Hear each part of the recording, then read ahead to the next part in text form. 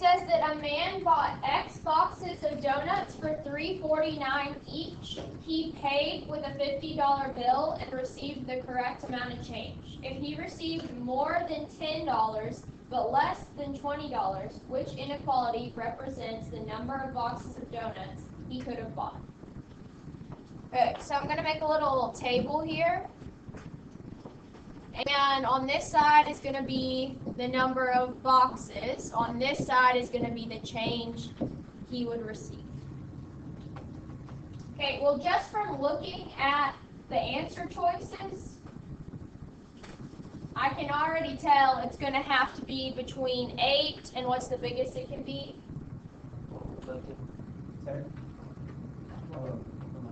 11. Guys, what are the numbers 11. on the answer choices? 50.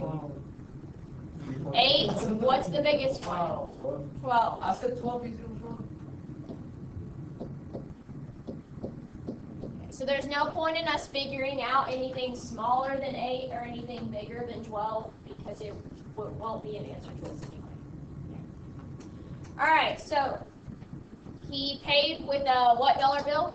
50. 50. So he's going to start out with $50 on each one of these. Okay, whenever you buy something, are you taking money away or adding money? Taking away. Taking away. So I'm going to be subtracting some amount from each of these. Okay? And it says that each box costs how much money? $3.49. So I'm taking away $3.49 each time, times however many boxes it is that we're buying. Okay, so what was the least amount of boxes we said we could buy? 8. So, in my calculator, I'm going to type in 50 minus 3.49 times 8. And let's see what that gives us.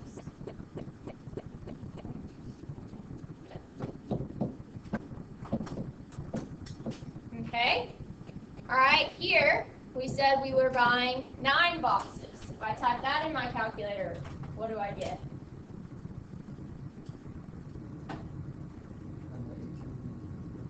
Good. All right, what about for 10 boxes?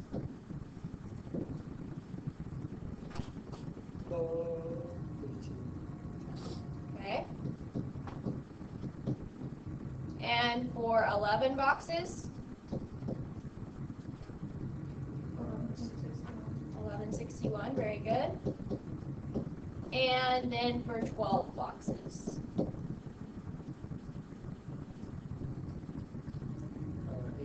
812, very good. All right, each one of these is the amount of change that he would receive, right? They told him he got back exact change, okay? But it also said he got more than $10 back. So which one of these doesn't show more than $10? The last one. The last one. Okay, so it can't be that one. But less than $20 back. So which other one did we mark out?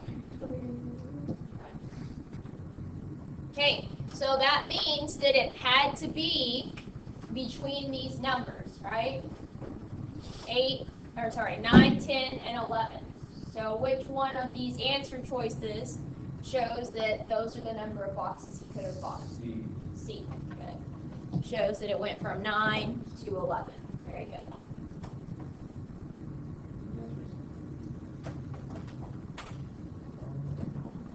Okay. All right, now we're going to talk about functions and how we can plug in to these functions to find domain and range. So we've talked about a lot of ways to find domain and range. Here's one more.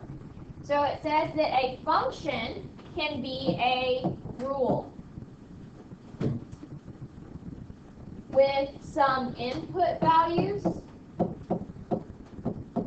which is going to be your domain or your x's, and some output values, which will be your range or your y. So input is x, output is y.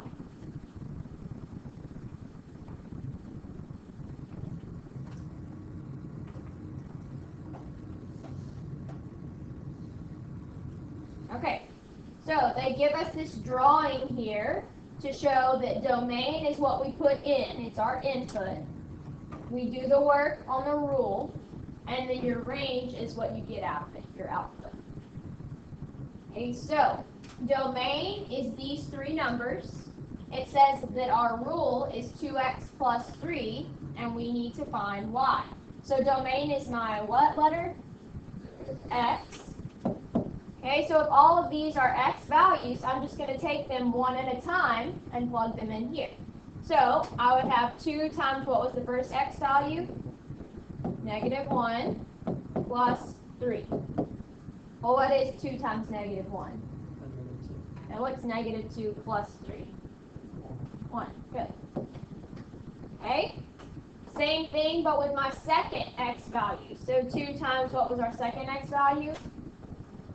0 plus 3. And what is 2 times 0? 0, and 0 plus 3 is. Good. All right, and then last one.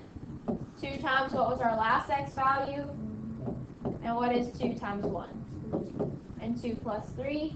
5. Okay, so 1, 3, and 5 are our range, or our output. Okay, they also want us to list these over here in a table. So what were our x's? And for -1, what we get out of it? There we go. All right. So then it again asks for one more way to write that as an ordered pair. So my ordered pairs would be the ones directly across from each other, right?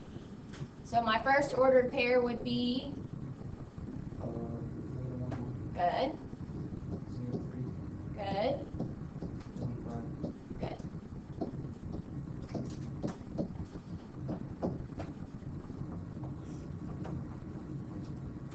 Okay, so easy enough. If they give you some value, you should just be able to plug it into the rule and then get your range. Okay, so it says that the rule here was 2x plus 3. This can also be written as f of x is equal to 2x plus 3. That means y and f of x mean the exact same thing if we can change them out. Alright, it says this is just telling you what value you can plug in for x. So when it's written this way, if there's a number in there, they're telling you plug that number in for x. Okay, for example, f of -1 means every time you see an x, you're going to replace x with -1. Okay? Alright, so here they want us to find the range for the given domain. This is our function or our rule, and these are the domain that it gives us. Okay? So, first, what value am I going to be plugging in for x? So, I would write f of -2 is equal to -2 squared minus 3. Okay, if you're going to type that in your calculator, you have to put parentheses around the -2. Otherwise, your calculator won't pick up on the negative when it goes to square it. Okay? So, -2 squared, that means -2 times -2, right? And what is -2 times -2? Positive 4, and 4 minus 3 is? Good. Alright. What's the next value to plug in for x? Good. So then I would have 0 squared minus 3. What is 0 squared minus 3? Alright. And then what's the last x value to plug in? 2. So I've got f of 2 is equal to 2 squared minus 3. What's that going to give us? 1 as well. There we go. Alright, so my range,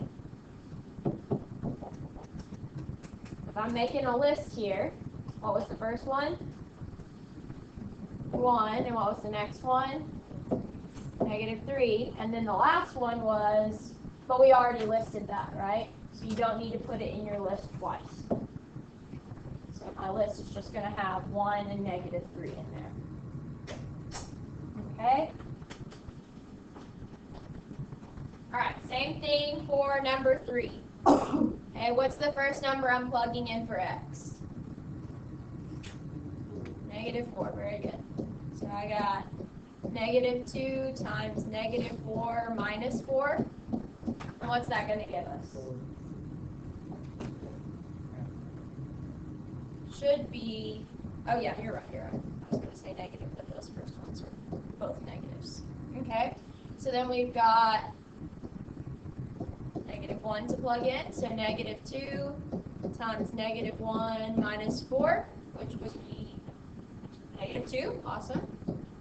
And then my last x value is, good, so I have -2 times 2 minus 4, which is negative. Did any of them repeat this time? No, so whenever I make my list, I'm going to list all 3 numbers we got. 4, -2, and -8. Okay. And you don't have to solve these by hand. Exactly what he's doing. Once you have it written out, just type it in your calculator and see what it simplifies to. Okay. How do you type that? This right here, you would type -2 times -4 minus 4, enter. It'll tell you that it's 4. You don't type this part in.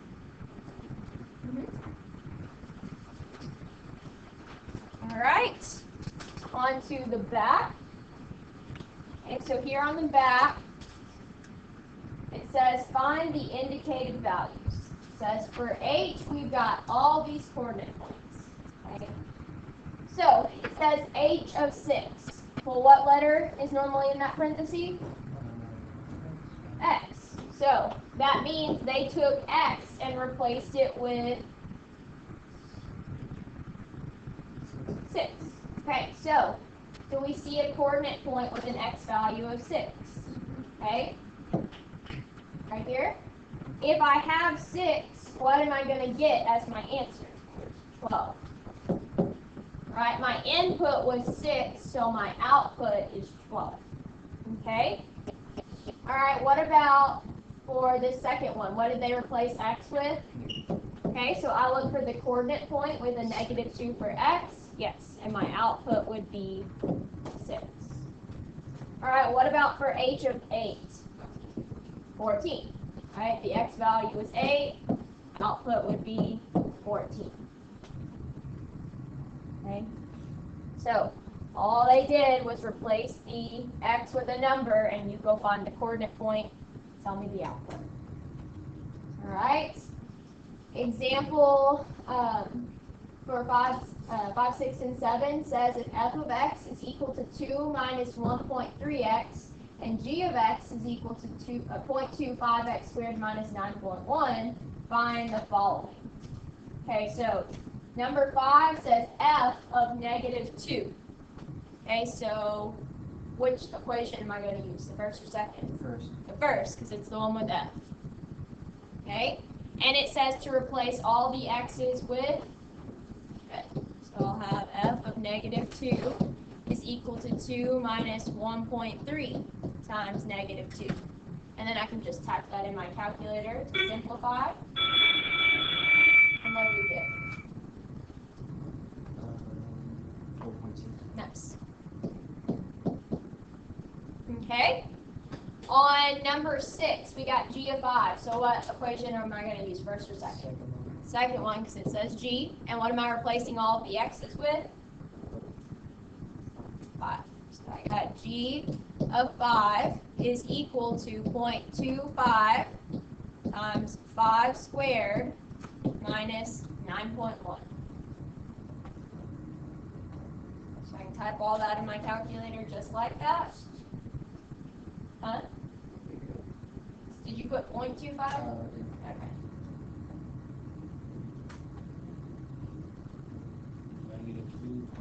Very good.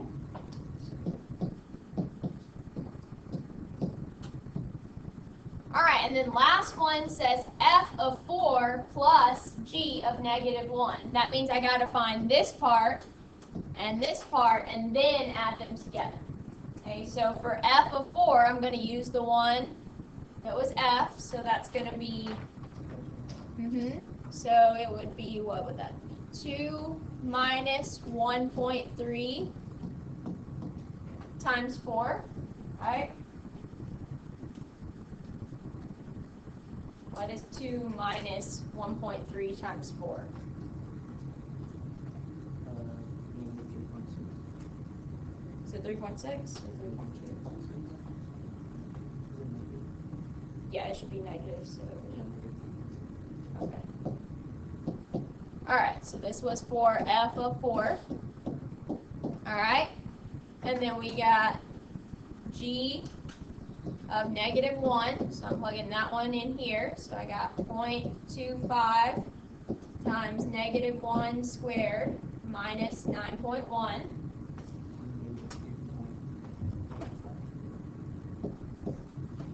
Negative 8 point, what'd you say, 85?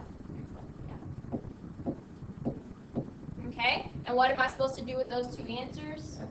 Right, so this plus this. What do we get? 12.45. Is it positive or negative? Okay.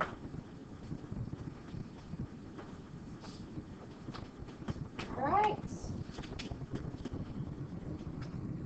Okay, last set says use this table to answer these questions. So we're going to treat this table the same way we were treating our coordinate points here, right? Whatever the x is, yes. You said pounds together?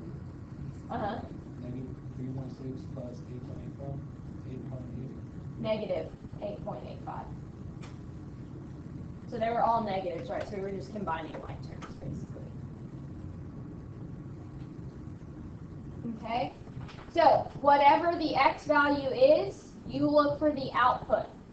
Okay? So, for example, on number 8, it was h of 4, right? Okay, so 4 is normally what letter? X's. Okay, so that means that they took x and replaced it with 4. So that would have been right here, yes, which output would be 74. Right. So we would have 74 minus 3, which we said would simplify to 71. Okay, here they have h of x plus 2 for x being equal to 2. So they just told me what x was, so I need to go over here and plug that in. So I would have h of 2 plus 2, which is 4, which is just 74. Very good.